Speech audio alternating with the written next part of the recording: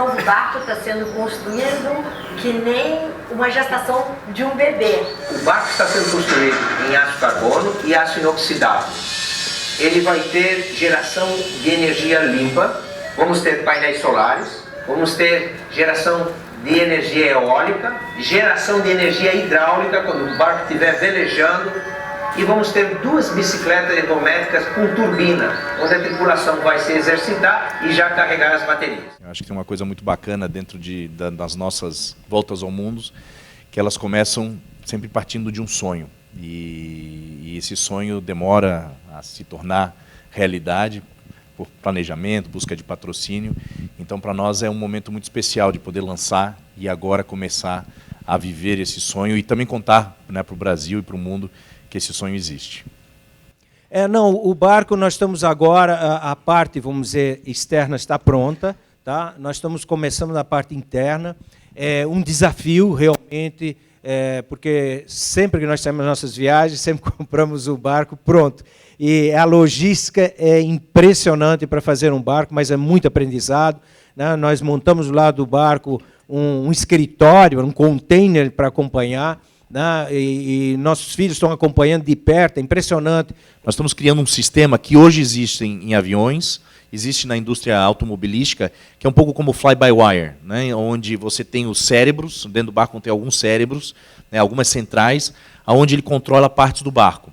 Isso significa que uma rede elétrica de um cabo passa em volta do barco, e dali vão, por exemplo, para uma luz, vai um fio, e em vez de o interruptor normal, que você liga a luz aqui, a eletricidade vai até lá e volta, é na verdade um comando, é um fio muito mais fino, digital, porque vai à central e fala, acione aquela luz, como um número de IP, como se fosse um computador. Então, esse fator de segurança é muito interessante de você ter, vamos dizer, essa tecnologia. Mas digo para vocês, viu, o mar continua o mesmo. Ou seja, as ondas, tá, a tecnologia não vai diminuir, não. Então, a gente tem que estar preparado, né? Eu recebo muitos e-mails assim, eu gostaria de fazer igual vocês. Digo, claro, vai fazer, tal. Mas você já velejou? Mais ou menos. Digo, não, mas começa, vai devagar. Tal. Quer dizer que está jogando água fria no nosso sonho? Digo, não estou jogando. É que você tem que o tempo, entende? Tem que ter um tempo no mar, né?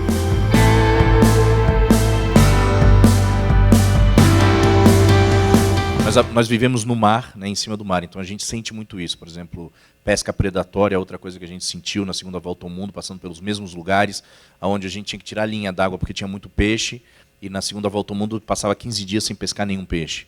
Então, o impacto ambiental no mar a gente sente muito, e isso nos motivou, já faz parte, eu brinco, já faz parte do nosso DNA há muito tempo, desde que nós abrimos o Instituto Cat Sherman em 1995, já faz parte disso. E o bacana que a gente quer mostrar nessa expedição é que, por mais que o barco tenha um footprint, né, uma pegada muito pequena, a gente quer mostrar que não importa o tamanho da pegada, mas sim a iniciativa. Então, o esgoto do barco ele vai ser totalmente tratado, não vai jogar absolutamente nada no mar. Então, isso é uma coisa que a gente quer mostrar até para... Né, existem cidades no Brasil que não tem tratamento de esgoto, o esgoto vai todo parar na praia, a praia fica imprópria, e não faz sentido no mundo de hoje mais.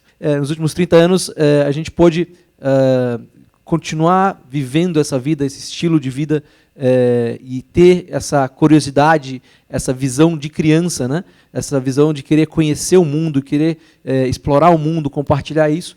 Isso é muito rico, porque às vezes a gente vive a nossa vida e esquece que tem um mundo grande lá fora para a gente conhecer, ou até dentro, né, na cidade que a gente está, e perde aquela visão que eu digo que é a visão da criança, né? Que ela sempre quer saber por quê, quer conhecer mais, quer explorar. Quando nós lançarmos o sistema de gamification que nós estamos desenvolvendo, vocês vão entender um pouco mais, porque a ideia é que as pessoas participem tanto que elas têm o seu próprio barco virtual e elas vão ganhando, inclusive, premiações à medida que vão andando. E aí premiações desde que nós chegamos na África, tem um artesão que fez uma coisa super bonita e nós vamos dar para a pessoa que ganhar aquela etapa da viagem, né? Então vai ser por etapas, e a ideia é engajar e realmente ter essa troca, né? Do pessoal mandar dicas, por exemplo, eu já tive nessa ilha, é super bacana isso, eu já tive em Xangai, vai aqui neste lugar. Eu queria aqui também falar um pouquinho da onde surgiu o sonho, né, dessa expedição. Surgiu na nossa última volta ao mundo, nós começamos uma pesquisa, né, da viagem de Fernão de Magalhães. E uma coisa que sempre nos deixava muito curioso é que Magalhães tinha uma certeza absoluta que existia um canal, uma passagem para as Índias por baixo, pelo fim da América do Sul.